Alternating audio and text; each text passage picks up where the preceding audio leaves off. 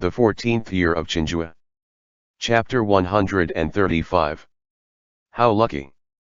Even in the hottest periods of summer, ice water like this would have been enough to make him shudder.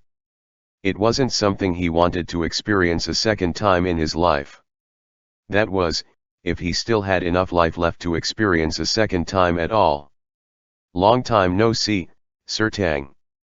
You have been well since our parting, right? A familiar voice resounded. Tang Fan opened his eyes. Beads of water were still clinging on his lashes, teetering and threatening to fall with the motion of his blinks. His arms were still bound, but he had gone from the interior of a carriage to the inside of a hall. The surrounding decorations were elegant, with several blades and bows hung up on the wall. It appeared to be some separate manor of a wealthy family. Perhaps the only cause for celebration was that his eyes were not blindfolded at this time. He sighed. Blame my poor eyesight for not recognizing you before. You seem to have gotten on fine, Dynasty, but should I be calling you Dynasty, Merchant Fang, or Priest Chuan? Fang Huixiu or Li Zilong, it should be said, laughed at that. We can really be said to have a karmic tie. Several times we've met, it's good that we didn't end up missing this one. Although people were not to be judged based on appearances, all humans were creatures of the mundane world. Who could really remain uninfluenced by outward appearances? Tang Fan didn't know what Li Zilong's true appearance even was, but from these several meetings, whether he was Priest Chuan or Fang Huixiu, he had either the bearing of an immortal or a cultured cordiality, all characters that appeared as they were disguised. In other words, his appearance-changing technique not only changed his face, but his entire look. If he didn't, with Tang Fan and Sui Zhou's perception and caution, he would not have gone completely unrecognizable. Tang Fan shook his head. Wet hair plastered to his scalp, some pieces stuck to his cheeks, which made him quite uncomfortable.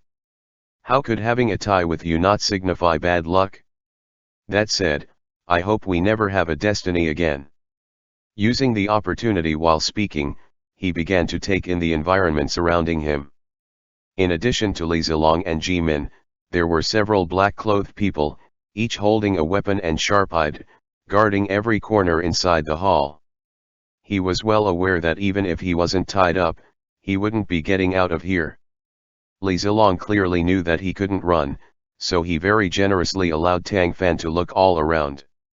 It's been so long, and you're still so witty.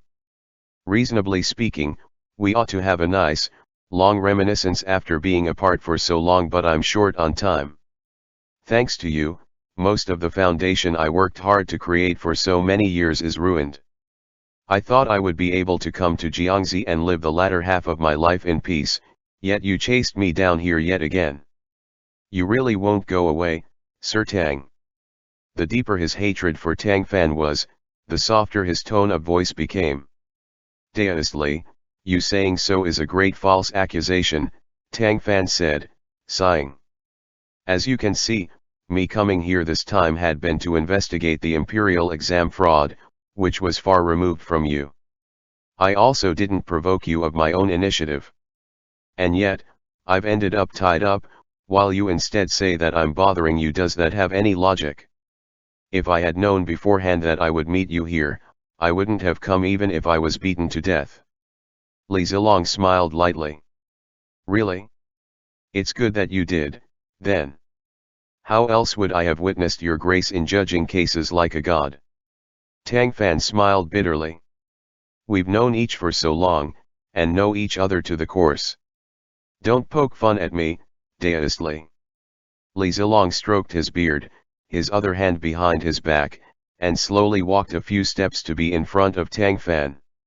He had just said that he didn't have much time, yet now he was of the leisurely enough mind to drag him into some insignificant drivel. Seeing so, Tang Fan had something of a speculation. Now that you've tied me up here, Dynasty, what do you plan to do? Can you guess? No. It can't be that you brought me here specifically to kill me, right?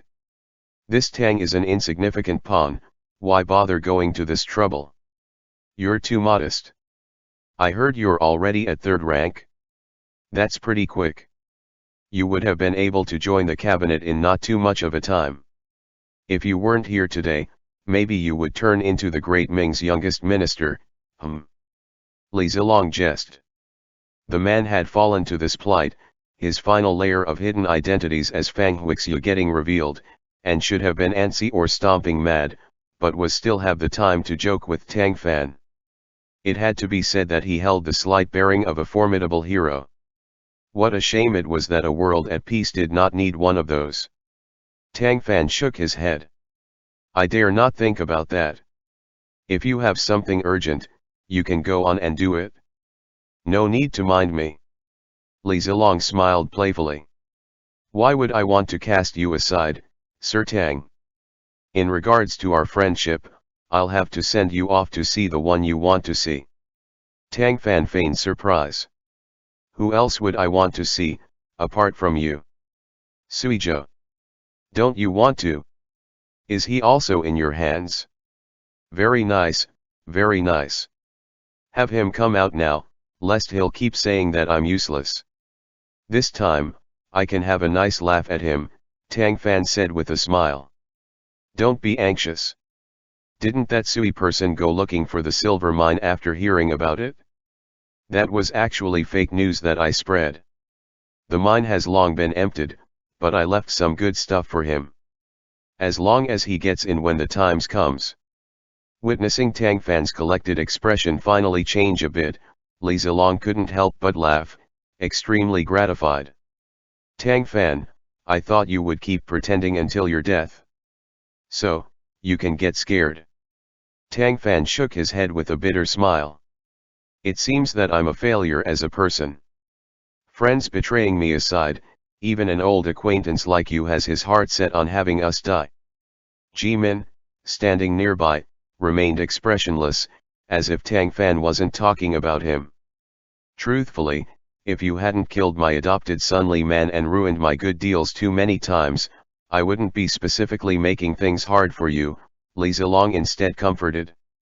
Buddhist thought teaches of karmic ties, good ties or bad ties are both ties. When all is said and done, we still have a tie.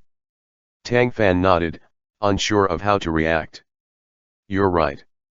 Since we're tied, and you owe me so much, if I want to take revenge by stabbing you a few times, you won't mind, right? Li Zilong asked warmly. If I say I do, will you change your mind? No. Then it appears that I can only let you do as you may.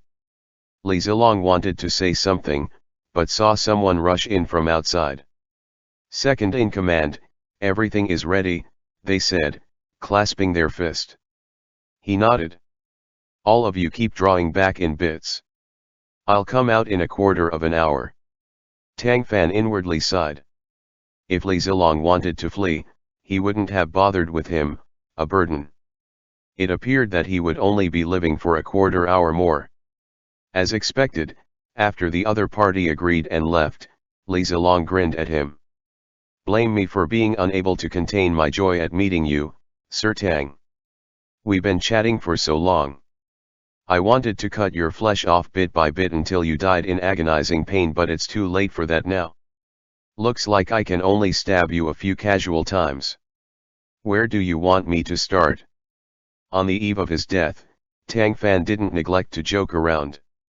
Can you just stab me in the heart? I'm afraid of pain. Let's solve everything with a single stab so that it won't hold up your desperate escape.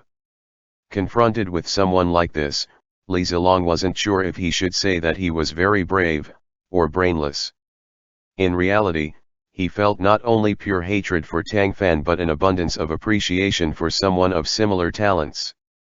Were their two sides not incompatible, he would have done everything he could to recruit Tang Fan, as, in his eyes, he was more of an outstanding talent than Li Man or Ji Min.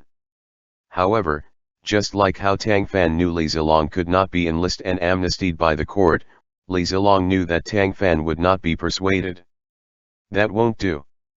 A stab to the heart will absolve you, but not my hatred. Shaking his head, while he spoke, Li Zilong took a dagger glittering with cold light from who knew where, and pierced Tang Fan's thigh with it. HNG. Tang Fan's face instantly went pale, but his cry was not as loud as his previous speaking voice. That bored Li Zilong a bit, but he had long come to understand that beneath Tang Fan's casual demeanor, he had bones harder than anyone else's. That was why, even if someone like him had a weakness, it would never be fame, profits, glory, or wealth. It was also why Li Zilong would never have been able to win over Tang Fan the same way he had won over others. The dagger was stuck in so deeply, the majority of it was in. Blood gushed desperately out of the gap between the knife and his skin, dyeing a lot of Tang Fan's lower robes red instantaneously. He clenched his jaw tightly, eyes shut, as transparent drops slid down from his temples. It was hard to tell if they were water or sweat. At this moment, all Li Zilong would have to do was twist the hilt a bit to chew apart the muscle inside. He didn't do that not because his hatred for him had gone down, but because he didn't have enough time. Thus, he pulled the dagger back out, and pondered over whether to just kill him with the next stab, lest some adverse change occurred. Blood spurted from the wound. Tang Fan was already limp on the chair, having no strength to talk glibly. At that moment, Ji Min opened his mouth. "Second in command, everyone is waiting outside. You go on ahead, let this subordinate deal with him." Li Zilong raised a brow. "You're not wanting to let him go, right? Tang Runking is a most crafty person. He's just been delaying this whole time speaking with you. I suspect that he has some trick planned. You should take a preemptive step, I will do the hard work." The other smiled coldly. "It's not going to be that quick. Even in the whining sealet, I could still." Before he finished, two hawk cries sounded outside in quick succession. Tang Fan raised his eyelids, having something of an impression of that sound. Back at the sealet, Li Zilong had gotten away by relying on two massive hawks. They must have some additional scouting role in addition to being fierce. Expectedly, Li Zilong's expression changed. No longer caring about Tang Fan, he went straight to the door, and someone happened to come in right at that time. Second in command, those court lackeys came out of nowhere, and had already fought their way in. Both alarmed and furious, Li Zilong couldn't believe this. "How could they know where we are?" No one could answer that question, and he didn't intend for anyone to. "All of you go out and obstruct them. You must not let them take half a step in here," he said to the black-clothed people in the hall. "Understood." Ji Min became worried. "Second in command, what do we do now?" Li Zilong sneered. "What are you panicking for? With all those people set up outside, even if they find this place, there's no way they'll be able to fight their way in so quickly." But, Ji Min seemed to want to say something, looking helpless, which revolted Li Zilong. Had it not been for the White Lotus Society's personnel being too heavily damaged, leaving no one to use, he would not have placed someone like Ji Min by his side. Clearly, he had begun to treat him as no more than a pawn set to idle in Luling County.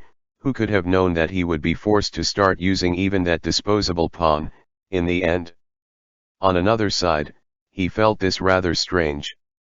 Once the Jinyue had split into two, one group had been allocated by Tang Fan to observe the Fang residence, while the other had followed Suizhou into the mountains, which Li Zilong had received news of.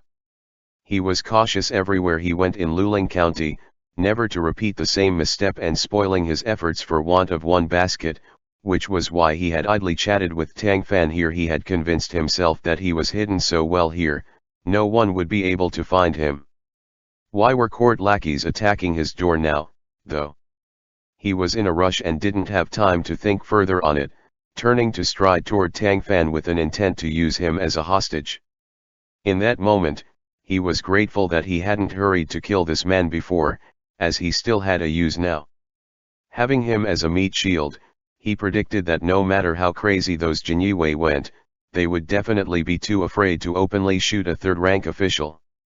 However, the instant he was about to grab Tang Fan, he suddenly went on the alert, twisted to the side, and dodged the dagger that was stabbed from behind him. He kicked it out of Ji Min's hand, swept out a palm, and immediately sent the other backwards, who knocked over a chair and landed on the ground, spitting up a mouthful of blood. You really are an ungrateful wolf that bites the hand that feeds you. Li Zilong had even more hate for people like Ji Min than those like Tang Fan, and now had to go give him his own stab. What he didn't expect was for Tang Fan to break free of his bindings behind him, seize the dagger he had just kicked onto the ground, and thrust it at him. Tang Fan had no intent to land it successfully, it was only for letting Ji Min flee in time. After waking up here, he had realized that a piece of broken porcelain had come to be in his hands at some unknown point in time. Before this, his hands were tied behind him, and there had also been people keeping watch behind him, so he hadn't dared to rashly expose this, only sawing through the rope after everyone had gone out. The moment Ji Min had attacked Li Zilong, he understood that the porcelain must have come from Ji Min. No more words needed to be said right now. Just like how Ji Min would elect to betray Li Zilong, he couldn't just watch blankly as Ji Min died. He had clearly overestimated himself, however. With Li Zilong's skill, he would be more than a match for Sui Zhou or Wang Ji, so how would these two be of any importance to him?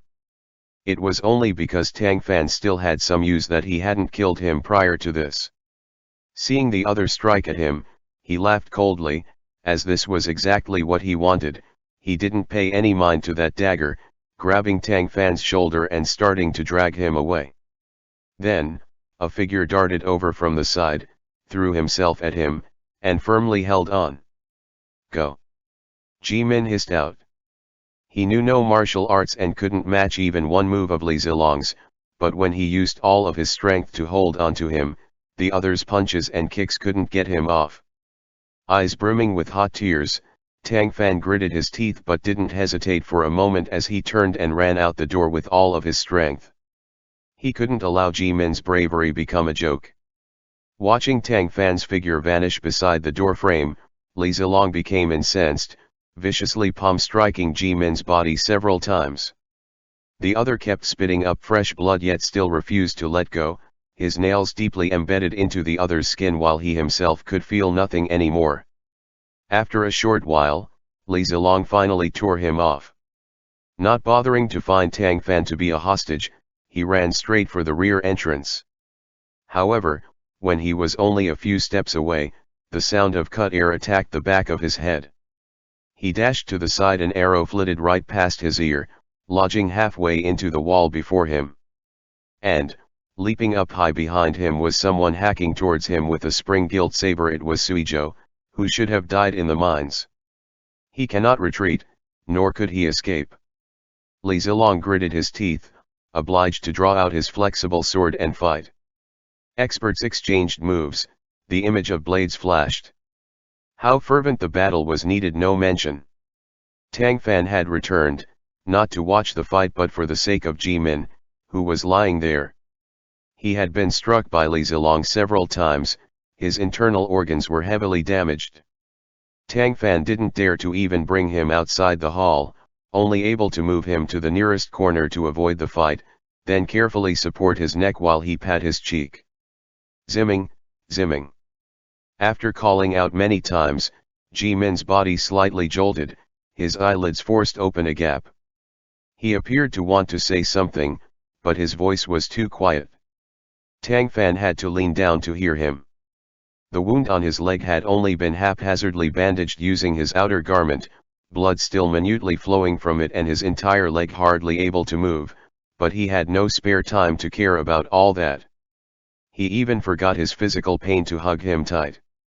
Runking, he heard him say, "I'm here. I'm here." Tang Fan put his ear to the other's lips, so that he could hear every word. "My home, Mom." Ji Min could no longer say complete sentences, only able to express himself in pieces, but how could Tang Fan not understand him? He picked up his unfinished words. "I know, don't worry. I'll take care of her." The other's breath was weak. "And don't tell the court that I relied on." Tang Fan gripped his hand tightly, as if afraid that as soon as he let go, he would completely disappear. His eyes were rimmed red and he had to grit his teeth to swallow down the crying choke that was about to come up. You did not rely on the White Lotus Society. Those demons captured you alongside me, and in order to catch their leader, you unfortunately died during your duty, which makes you a greatly meritorious subject that ought to receive the court's compensation. Not only that, but I will send a memorial to request that you be granted a posthumous title. Hearing that, there was slight gratification on Ji Min's face and a luster emerged in his eyes. His body regained a bit of strength, making his speech flow better. Sorry. I really am jealous of you, but I admire you, and like you, too. Back then, when I was depressed, only you treated me the same as ever. If you don't hate the idea, in our next life, we can be friends again. His pupils gradually dilated. He couldn't say the whole sentence, his mouth agape and eyes remaining half opened, looking to have had regrets. Zimming. Grieved, the tears Tang Fan had been holding back for a long time finally fell. When he had been stabbed in the leg by Li Zilong before, he hadn't even grunted, but now, he could only let out anguished sobs. On the other end, Li Zilong was anxious to get away, yet Suizhou was focused on his death. They had witnessed who was superior in their battling minds. Additionally, there were many Jinyue who were gaining control of the situation outside the gates. Peng Qi and his men came in to lend a hand, tightly surrounding Li Zilong. While he panicked, Suizhou slashed him across the back, and Peng Qi fired off his long-prepared firearm from nearby, hitting him directly in the chest. He opened his eyes wide, glaring dead at Suizhou whilst his body automatically slid down the wall. He died with his eyes open. No matter how awfully powerful and full of schemes he was, or how he could transform himself in so many ways and toy with people's hearts between his palms, he couldn't escape the conclusion so much evil brought him. Tang Fan paid no mind to the fight over there. He was still entrenched in the grief of his friend's death, until a hand pressed down upon his shoulder. How did you escape, and how did you find this place? Knowing who it was, he didn't lift his head. Suizhou's voice was permeated with exhaustion. We had already entered the mountain when I noticed something was weird, so we drew back in time. Right when we left the mountain, an explosion went off inside, making half of it cave in. Everyone was injured, but since we withdrew, no one died. He spoke in an understated manner, but how could Tang Fan not have heard how harrowing it had been? Had Suizhou noticed a little too late, or had less resolve, he estimated that they really would have to meet each other in the Yellow Springs below. It's good that you're all right, he said hoarsely. Suizhou's hand tightened on his shoulder, and he continued. Due to that explosion, I worried that the enemy would lure the tiger out of its mountains, so I rushed back. When I returned to Jian, I learned the prefecture had turned into chaos. Shi Ming was dead in the county bureau's rear hall, and Ji Min and you were both missing. At the time, I found these on his stone table. He reached his hand out, spreading his palm open. Tang Fan looked at it. Water caltrops. Suizhou nodded. A bunch of uneaten ones. After asking about it, I learned that this cultivated crop has a distinct sweet flavor and is only grown in an area near Luling County, and is considered a local commodity. I followed the trail to find you. This ought to have been a clue he prepared and left for me ahead of him. Tang Fan shut his eyes. His hand swept gently across Ji Min's face, closing his eyes. Peng Qi was ordering their subordinates to handle the aftermath. In spite of Li Zilong's death, there were still many things that were unresolved, like the batch of White Lotus followers that were waiting at the rear entrance to pick Li Zilong up. This manor was located in the outskirts of Luling, a little-known home under Fang Huixiu's name that was specifically used by him to conduct shady White Lotus Society business that couldn't come to the light. Who knew how many secrets were buried here that they need to dig up individually? In addition to that, there were the silver mines that Li Zilong had excavated and that silver's whereabouts, how the Su and the Fang families should be dealt with, and what divinity the great figure that had colluded with Li Zilong in the far-off palace actually was. That was a pile of things that they all had yet to figure out. But, at this time, Tang Fan could only think, and only let out a long sigh. I miss the capital a bit right now. He missed his big sister, missed Adong, missed his adorable nephew, missed the capital's liveliness, missed the precious food that filled the eyes along all of the city's streets and alleys. We can return soon, Sui Zhou said. The afternoon summer sunlight was brilliant, close to dazzling, shining on the entire courtyard outside so that it was without any shadows. How lucky! How lucky it is that I have him by my side, Tang Fan thought. End of Arc 10.